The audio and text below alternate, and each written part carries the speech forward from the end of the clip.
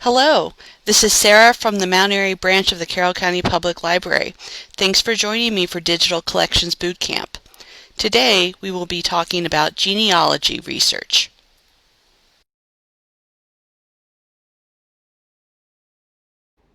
The resources we will be discussing in this session are available as part of our digital collections. Hover over Collections and then under the Digital Collections area, we'll click Online Research Databases.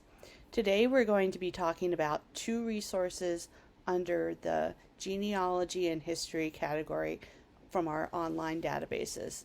We're going to be talking about HeritageQuest, which is more of a basic look at genealogy and is great for beginners, and we're also going to look at Ancestry Library.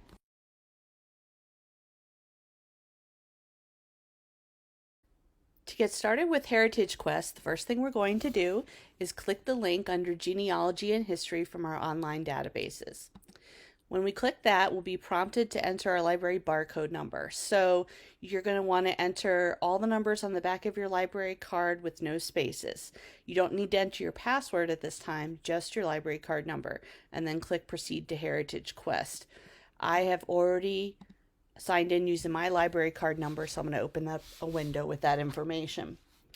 So HeritageQuest is a great database to start doing genealogy research in. It's a great database for beginners just because it has a lot of information, but it's not quite as overwhelming as Ancestry Library. We'll see Ancestry Library has this kind of information plus even more, so it's really pretty cool. But a lot of what HeritageQuest is based on are census records, and it's census records through 1940. So just as an aside, 2020 is actually the year of a census. And if you haven't had a chance to do your census yet, the date has been extended for self-response, so you can respond to the 2020 census till October 31st. So just a little plug for the census there.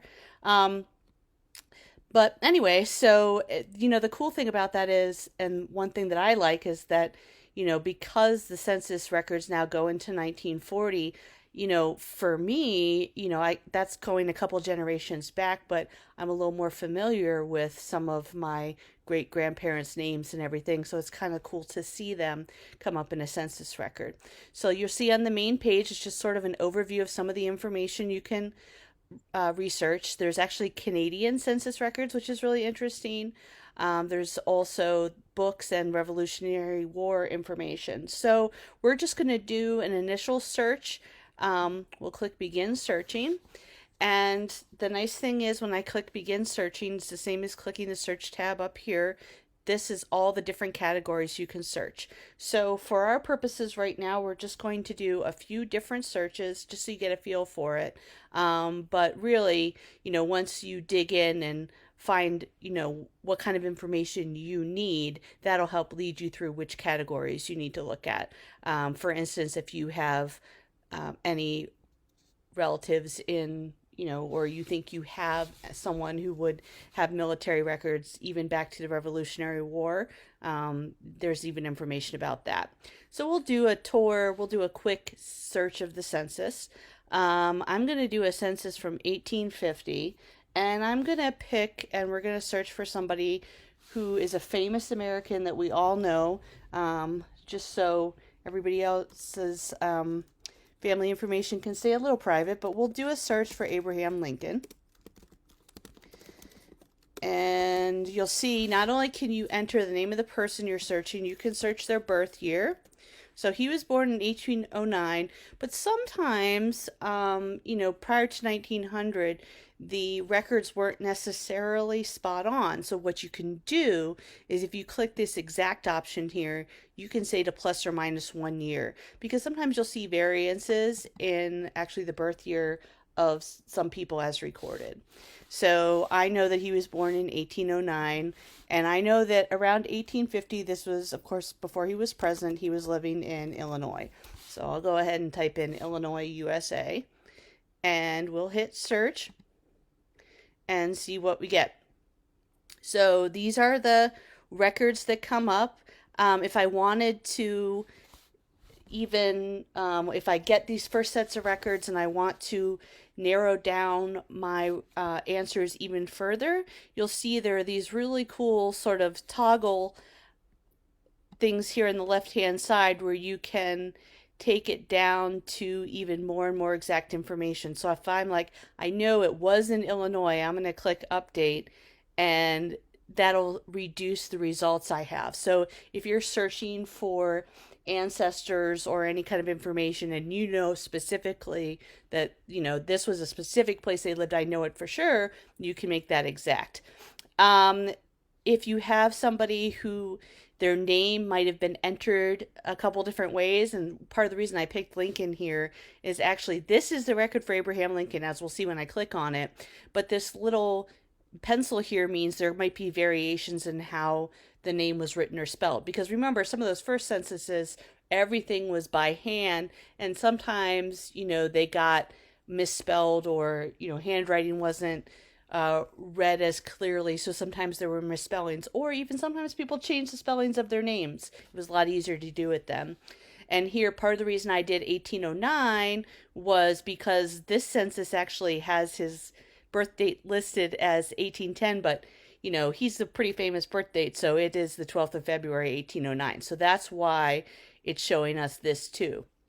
So we'll go ahead and click View Record, and it'll give us the basic overview information for the person we found. And as we'll see, Abraham Lincoln at this time he was born in Kentucky on February 12th, 1809, and this was his family at the time. And if you want to see what that form looked like, you can click View, and then we can get a picture of the actual form. Sometimes it'll take just a second. What I like to do is down here, I'll click Show Index down here at the bottom and click here, and that makes it easy to see. It should be highlighted on his name. Let's see. He should be there. Oh, here it is. Sometimes some of the pictures will have like a yellow highlight, but here's Abraham Lincoln. So here's the information that they had entered there. And then his family listed underneath, how it's all written out. So that's pretty cool. On the sidebar here, that you can get information about the specific resource you're looking at, some other related records where that name might show up, and the source. So this is coming from the National Archives. It's a microfiche. So that's a really cool thing. If I want to click the toolbar here, I can print this for myself. I can download a copy. You can rotate it. You can do all kinds of highlighting and everything. So to make it easier for you to check out the files that you are interested in. Another thing you can do is once you've found this, so say I was doing research and I'm like, yep, there's my relative, Abraham Lincoln. There we go. I'm going to go ahead and click Save, and I can send that image home, so that basically it'll send me an email, or I can save a copy of the file to the computer. So I would suggest sending the image home to yourself. When you say send your image home, you'll enter your email address, confirm it, and then it'll send you an email with a link to this specific document. Especially if you're doing research when you're at the library, that's the best way to do it. Just go ahead and send it home. Then you have all the links, and you can take the time and go through everything at a later date. It's much easier to sort of digest that information then. So I'm going to hit back really quick. So that's sort of an overview of a sample. You can also send the document from here, or if I click View Printer Friendly, this is a printer friendly version of the record right there that I pulled up. So that is one way to review that information. And actually most of the, I'm going to go click home right now. Most of the resources that you'll find here, they all pretty much have that same viewer. So once you've done one kind of viewer, you've pretty much done them all. I did want to show you all one other category that's kind of interesting to do a search on. So I clicked search. Again, this is going to be all the list of the different categories we can look at. I know that there's a lot of Revolutionary War history that happened, especially since we live on the East Coast here in Maryland. So you can actually search for Revolutionary War pensions. So people from the who served in the Revolutionary War, when they applied for pensions, you can see that information. So I thought it'd be really interesting just to kind of see. I don't have any specific names, but to see, just really for information's sake, how many people would have applied for a Revolutionary War pension here in Mount Airy, since I work at the Mount Airy branch. So I typed Mount Airy. It came up with Carroll or Frederick. I'm going to type Carroll County and go ahead and click search. And then I'll get all the information of the people who were living in Mount Airy who applied for pension benefits due to the Revolutionary War. So it's really interesting. Um, and here's how you can browse individual records. And again, you can make that more exact as you want. If I wanted to just look at a record, I would click that. And then here's the basic record that I'm getting. So the name, their application number, all that kind of stuff. And if I click view, it says not all of it had been transcribed, but this is sort of what it looks like. So it wasn't too intensive a form, it doesn't look like. But that is a look at the Revolutionary War pensions. I just thought that was an interesting database set. So that's, a really cool place if you know that, we have a lot of people here in our area. I know the Sons of the American Revolution sometimes meet at the library. So, if you are someone in that group or Daughters of the American Revolution, that might be a way to get some information there as well. Another of the major sections here on Heritage Quest are research aids. So when you're first getting started, this is a great place. It talks about how to get started, and this is basic getting started, some tips for searching. Here's how to use the census. Like I said, most of Heritage Quest is based on census information through 1940. So this will help you understand, just what a valuable role the census can play in your research. And then if you're ready to keep moving beyond the basics, here's some tips for continuing your search. And then the last major section here in Heritage Quest is maps. Now this is really interesting. This is how the boundaries in the states have changed over time throughout the different censuses from 1790 to 1920. So, in our area, in Maryland here, the counties have pretty much stayed the same. But I did take a look at Alaska, as that was a territory for a while, so I thought that they might have some boundary changes throughout the different census. So if you click on each one of these different census years, you'll see that the boundaries are changing over time. And that's really interesting when you think about the availability of the census and the data that they were taking. So the maps tool is just kind of interesting perspective.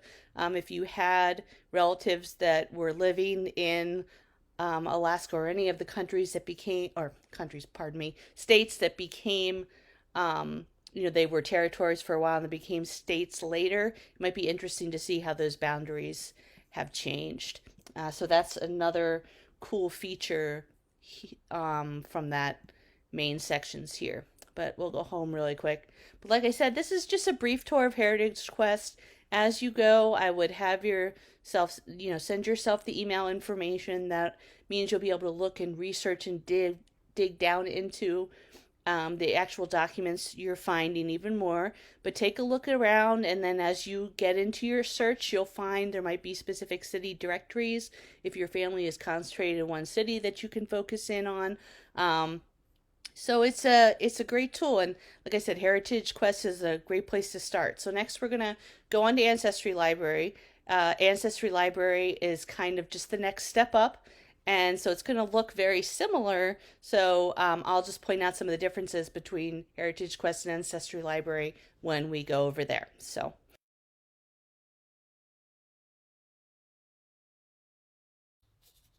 the last resource we're going to talk about today for doing genealogy research is Ancestry Library.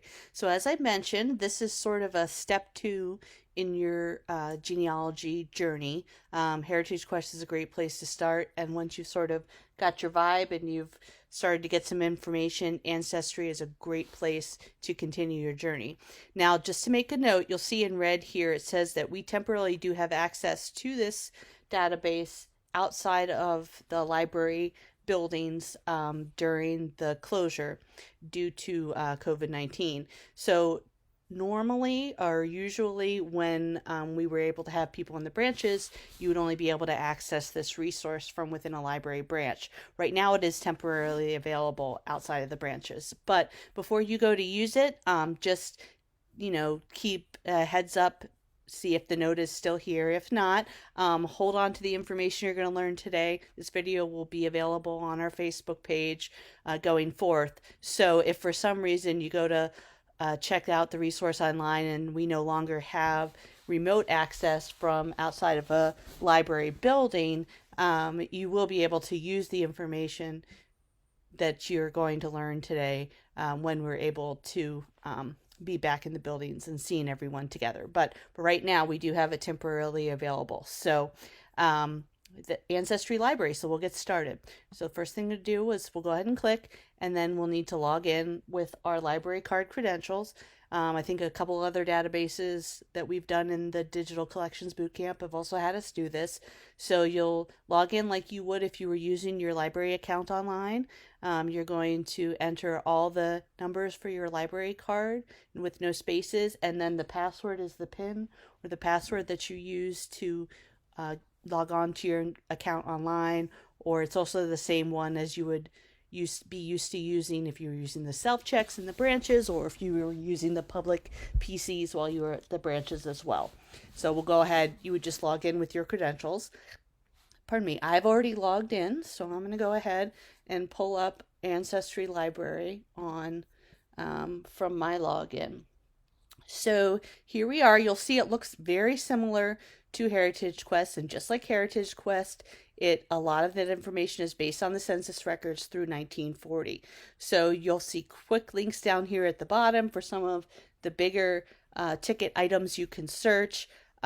There's military history, city directories, immigration information in here. So if you have family members who you know immigrated from another country and you have an idea about when that happened, that's really interesting. I know that I had relatives come from Canada and Norway, so that's something that I can check out and use the information in that database. So like I said, the searches are going to function a lot like Heritage Quest. And just like with Heritage Quest, we can begin searching and take a look at the different categories we can search in by clicking Begin Searching here, or I could always click Search here at the top. And then you'll see there's just a wealth of information. I can search for information within certain states. So let's see what Maryland it's going to give me. And then once I click Maryland, these are all the different resources I can search and look for information. So here's a colonial census. Here's a calendar of wills. Here's some archive information. So, it's there is a lot. You can change the states really quickly from here. But then once I get into here, so let's see, marriages from 1655 to 1850. Once I get in there, see this search field is going to look and function a lot like what we saw in Heritage Quest. So really not too much of a need to go through that again. If you want to review it, just review it in that part, but it's going to be similar. The big things I do want to point out are the extensions of knowledge that you can get from Ancestry Library and what is kind of additional. So you'll see along the top here, there's all these different areas.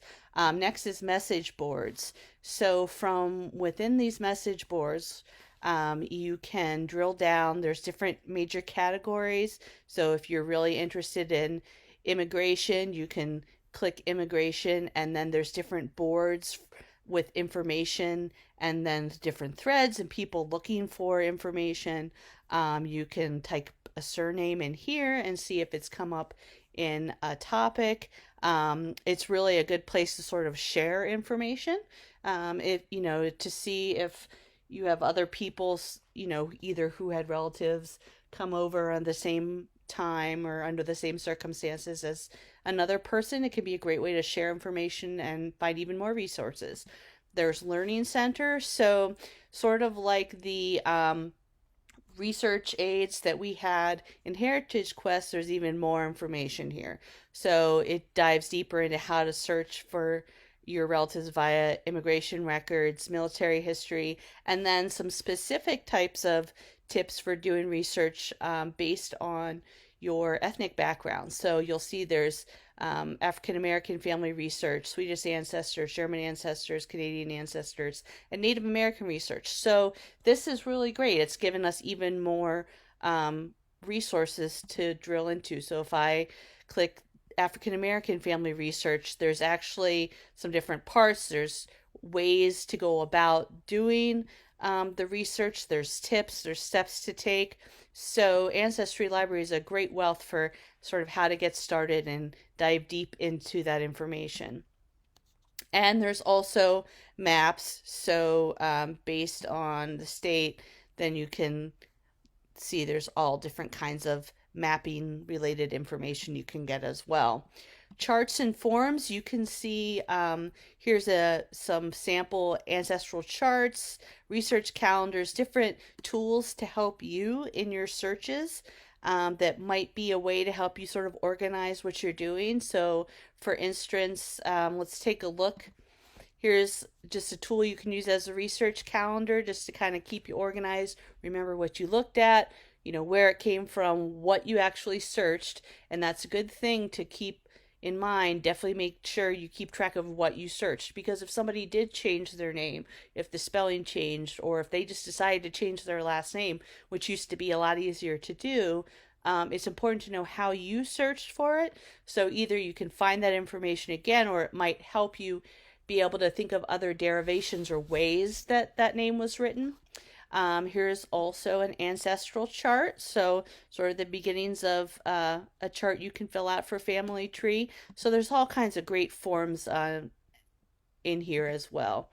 And then new collections, this shows all the different collections and information that has just been added. So there's a lot of information in here. Here's Find a Grave Index, Confederate home records, veterans' grave sites. So there's all kinds of stuff. Now, the biggest thing is, and for most of these records, is just to make sure you take note of the dates so that you're aware of what time period you're searching. There's nothing worse than thinking you're searching for a relation and then realizing, oops, this isn't the right year to capture their information. So just make sure when you're searching that you're double checking those dates. And just like with Heritage Quest, here's the census records down here. So that's Ancestry Library. Like I said, the search and how to send the document to yourself is going to function just like Heritage Quest, but if you need a refresher, there is informational videos here as well. So enjoy, use some of those charts and forms to help track down your lineage, and have a good time.